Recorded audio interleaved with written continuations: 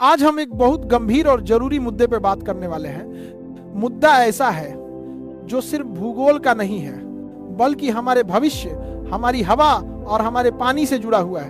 यह मुद्दा है अरावली पर्वतमाला में हो रहा खनन, माइनिंग। अरावली में खनन क्या होता है? खनन का मतलब होता है पहाड़ों को काटकर पत्थर, खनिज और निर्माण सामग्री निकालना। अरावली क्षेत्र में पत्थर, ग्रेनाइट, संगमरमर, अन्य खनिज निकालने के लिए लगातार ब्लास्टिंग और खुदाई की जा रही है। इस प्रक्रिया में पहाड़ तोड़े जाते हैं, जंगल खत्म किए जाते हैं, जमीन को खोखला बना दिया जाता है। अरावली में खनन क्यों किया जा रहा है? अब सवाल आता है, आखिर खनन हो क्यों रहा है? मुख्य कारण है पैसा और लालच।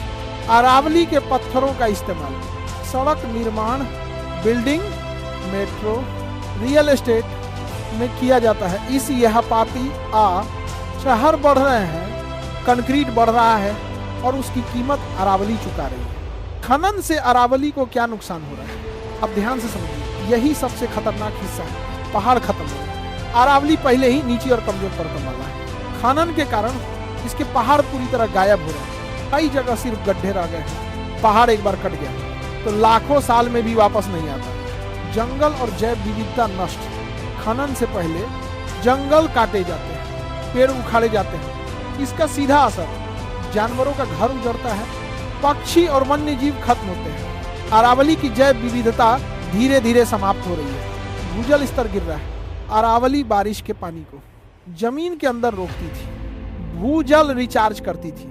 खनन के बाद जमीन में दरारें पड़ जाती हैं, पानी बहकर निकल जाता है। परिणाम, कुएं सूख रहे हैं, बोरवेल गहरे होते जा रहे हैं। और प्रदूषण और धूल।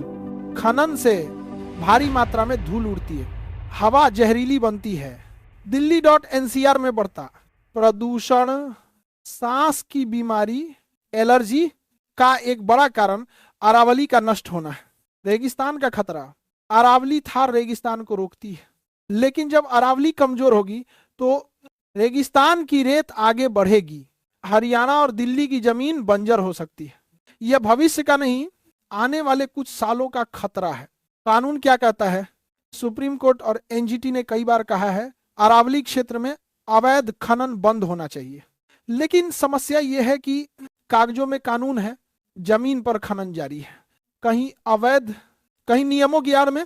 इसका असर हम पर कैसे पड़ेगा? अब इसे अपनी जिंदगी से जोड़िए। अगर अरावली खत्म होगी तो हवा और ज्यादा जहरीली होगी, पानी की कमी बढ़ेगी, गर्मी और हीट वेव बढ़ेगी। मतलब सबसे ज्यादा नुकसान आम आदमी को होगा। समाधान क्या है? अब सिर्फ रोने से काम नहीं चलेगा।